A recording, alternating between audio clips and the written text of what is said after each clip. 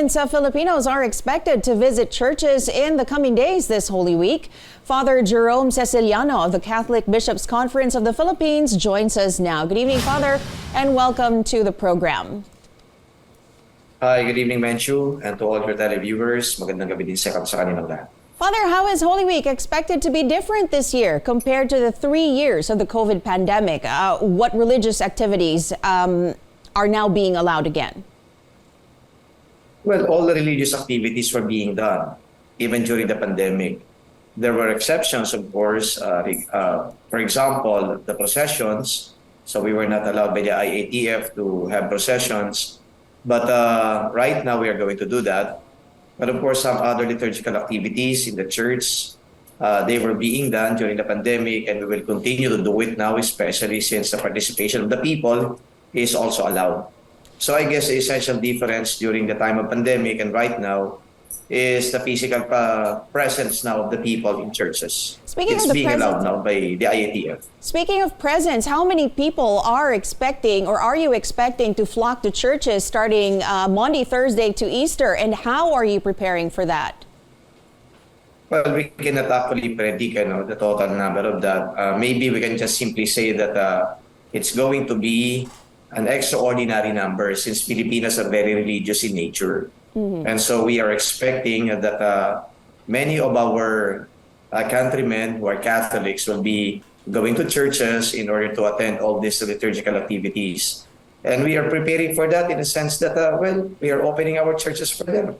And then, of course, we remind them also that to still adhere to the health protocols, even if wearing masks is already now just an option, but still we remind them that since we are plenty inside the church, perhaps it's going to be good also to still wear masks. Okay, is that the only health protocol that the church is requiring, just the wearing of the mask, Father? Well, I think we have to abide by the IATF protocols. So if the IATF, for example, is not that strict anymore, why should the church be strict? The IATF, as scientists, doctors, they can very well decide on what Filipinos should do in this time of pandemic. And so therefore, we will just abide by them. If they say, for example, that wearing masks is an option, so let it be.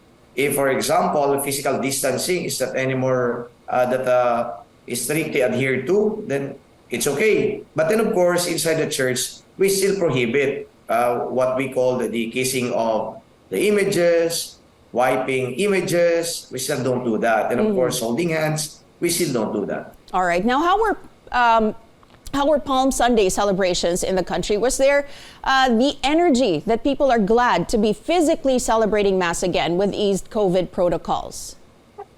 Well, I think last year, the people were also allowed. So right now also, you don't see the excitement anymore. But still, the churches were actually brimming with people. So Catholics, I told you, are very religious in nature. And so therefore, they were there at the start of the Holy Week. And here at EDSA Shrine, of which I am the rector, I saw that there was an exceedingly great number of churchgoers, especially yesterday, Palm Sunday, compared to the previous Sundays. Now, how can Holy Week have a lasting impact beyond just going through, the yearly traditions? Well, of course, we really need to see ourselves and then situate ourselves as far as our relationship with God is concerned. That's very essential. External traditions like processions, visita iglesia, they're also good. But then I think it's all about our relationship with God is concerned also. That should be given premium importance. And so therefore, if we see ourselves not anymore perhaps doing good things, I think it is elementary that we need to be good. Mm-hmm. If we are drifting away from God, then I think if we realize that such is what is happening now in our life, then we need to go back to God. So I guess this Holy Week is an opportunity for us to effect our own personal conversion in a sense that returning to God is really what matters. And on that note, what is your message to the faithful this Holy Week?